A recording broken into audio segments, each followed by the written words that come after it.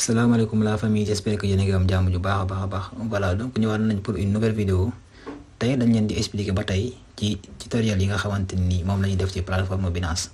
Donc tey dañ leen di wan ni nga xamante ni ñoom ngay def ba convertir say crypto monnaie. Par exemple nga jël say crypto monnaie nga jël ay bitcoin def ko ay USDT wala nga jël ay USDT def ko ay Shiba, voilà, wala nga jël ay Tron aussi def ko ay USDT. Ça dépend ci crypto monnaie bi nga xamante ni moom nga soxla.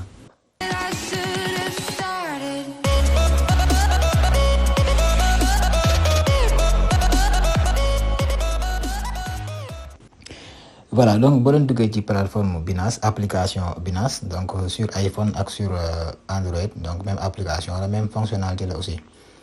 Voilà, donc trois possibilités nga am. mën ngaa ñëw fi nga xamante ni mooy fii ñu bind menu. Donc fii ñu bind menu nii fi ngay bës menu nga wàcc bañ dem fi ba gis fi ñu bind trader, donc nga wër onglet bi nga xamante ni mooy convertir. Donc onglet moo nekk nii, premier onglet à gauche, donc moo ngay dugg mu nekk convertir. Donc boobu mooy bi nga xamante ni moo njëkk pour nga dem fi ñuy convertir crypto monnaie. Sinon nga wàcc fii ci suuf fi ñu bind trader, donc nga bës fi ñu bind trader, nga dem ci kaw premier onglet à gauche aussi moom it nga dem nga fi ñu bind convertir. Foofu aussi boo fa duggee mën ngaa def li nga xamante ni mooy sa conversion. Beneen bi nga xamante ni mooy topp mooy da nga ñëw ci accueil bi, donc nga xool fii ci kaw nii, donc fi nga xamante ni moo nekk ci kaw nii boo fa gisul li nga xamante ni mooy convertir moo nekk nii, man sama box ñëw na maa ko fi installé. Bu nekkee nag yow sa box gisoo ko, da ngay dem si ñaari ma la njëkk a wax, donc ñaari option yooyu nga am pour mën a génnee fi nga xamante ni mooy convertir, pour mën a convertir say crypto monnaie. Voilà, donc ñun dañuy dem fi nga xamante ni mooy convertir. Voilà, donc buñ duggee convertir ñu xaar tuuti mu chargé. Donc voilà, fii dalay wax si kaw fii, donc fi ñu bind Shiba nii dalay wan foofu ngay tànnee crypto monnaie bi nga xamante ni moom nga bëgg a convertir. Voilà, donc nañ dugg ci crypto foofu noonu. Donc ñu xool ñun ki lañ bëgg a convertir, ay Tron lañ bëgg a convertir def ko fi nga xamante ni def ko ay USDT.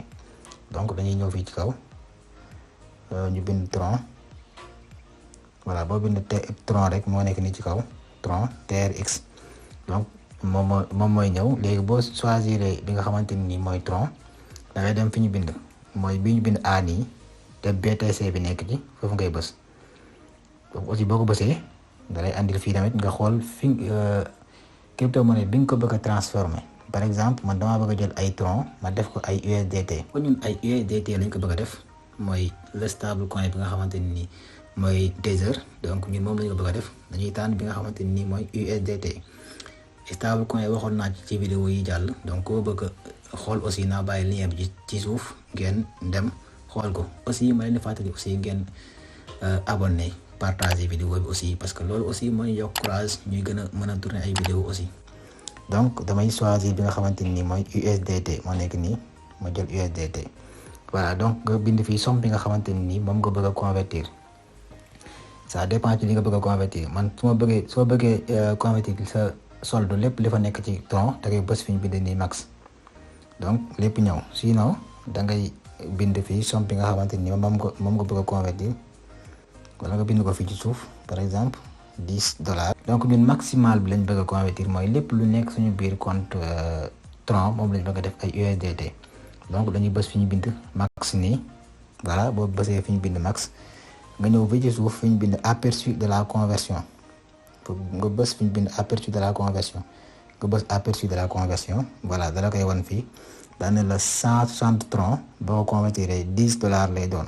donc wan la lépp li nga xamante ni moo si nekk. mais nag foofu fii da ngay gaaw parce que prix du marché lay jël, mooy marché bi actuellement Tron fi mu yem moom lay jël convertir ko. donc da lay may 3 secondes bu nekkee bësoo fi ñu bind convertir. donc da ngay bës fi ñu bind actualiser nii ci suuf mu jëlaat beneen prix du marché bi nga xamante ni moo si nekk. gis nga 6 secondes 5 secondes 4 secondes 3 secondes 2 après 1 prix boobu day dem. donc li nga xamante ni moom ngay defaat mooy da ngay bësaat actualiser. donc boo bësee actualiser rek da lay may 10 secondes yoo xamante ni nii mën ngaa bës fi ñu bind convertir. fii nii ñu bind convertir, boo ko bësee directement da ngay convertir. boo bësee directement fi ñu bind convertir, gisoo directement convertir na ko, jël na 160 Tron yi convertir ko en $10 $1,45 donc moo nekk ni nga xamante ni moo nekk nii gisoo conversion réussie actuellement changé nañ suñuy tron def ko ay USDT bu ñu neexee ñu def voir l'historique fii sinon ñu dem retour à l'accueil pour xool ba xam conversion bi jàll na complètement ni ñu ko bëggee woon. voilà ñu dem suñu portefeuille mooy ci suuf onglet nekk ci suuf onglet bi mujj ñu dem portefeuille spot voilà donc bu ñu xoolee portefeuille spot dañuy gis directement ni USDT ñëw na moo nekk nii $10.45 voilà donc compte bi mooy compte bi ma ubbi woon la fois passée donc den wax ni ci compte bi la ñuy defee lépp lu jëm ci wàllum crypto monnaie ci plateforme Binance donc actuellement compte bu bees la voilà fii la ñuy defee vidéo yi ñu jot a def ci Binance yëpp ci compte bi lañ ko defee voilà donc c'est ça donc nii la ñuy defee li nga xamante ni mooy conversion pour changer say crypto monnaie bu mën dool nga def ko beneen crypto monnaie boo bëggee jënd ci ordre du marché bu nekkee yeneen façon yi comprendre ko te yeneen façon yëpp naa si ñëw ay ordre limité donc n'oubliez pas de vous abonner d'activer la cloche de notification aussi ngeen partager vidéo yi vraiment parce que moo ñu may courage ñuy gën a mën a def ay tuto di leen ko mën a partager nekk leen jàmm baax a baax.